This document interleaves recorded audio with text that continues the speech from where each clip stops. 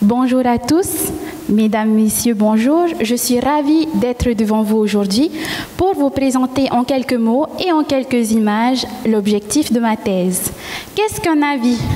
Un avis est assimilé à la notion d'opinion. En ce sens, il est supposé être attaché à une personne qui peut le partager, mais pas l'imposer.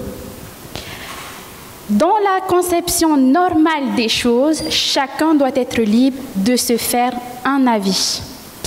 La procédure d'avis, qu'elle soit initiée devant des juridictions, c'est-à-dire des organismes institués pour rendre la justice et trancher des litiges, comme la Cour de cassation et le Conseil d'État, ou devant des institutions et entités telles que l'Autorité polynésienne de la concurrence et le Comité d'entreprise, est une réponse assez originale aux difficultés que pose l'évolution incessante du droit et la complexification des litiges. Alors, situé par rapport aux autres modes d'expression des juridictions, l'avis se distingue de la décision en ce qu'il ne revêt ni de la force obligatoire, ni de l'autorité de la chose jugée. C'est-à-dire qu'une décision, lorsqu'elle est rendue et notifiée, elle doit être exécutée par les parties. Or, l'avis est un procédé à part entière, c'est-à-dire qu'il ne comporte que des recommandations, des éclaircissements, donc il ne peut faire grief. Pourtant, parfois, il est assimilé à une codécision. C'est notamment vrai lorsque la procédure d'avis elle est obligatoire.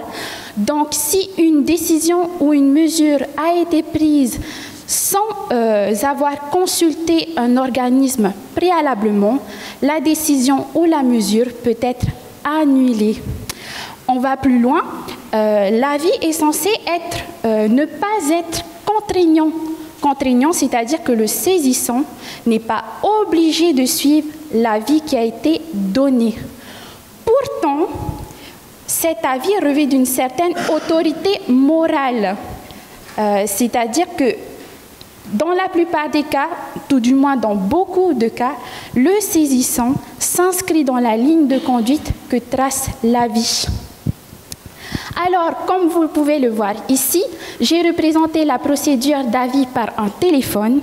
La scène montre le saisissant, interrogateur, qui demande l'avis de son interlocuteur qui peut être le Conseil d'État, la Cour de cassation, l'Autorité polynésienne de la concurrence, le Comité d'entreprise ou la Cour européenne des droits de l'homme selon leurs compétences qui sont inscrits en couronne au-dessus de leur tête.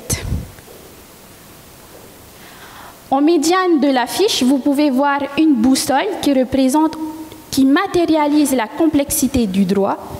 Par cette image, je voulais faire passer le message que l'avis, lorsqu'il est rendu, indique une direction au saisissant qui peut normalement ne pas la suivre.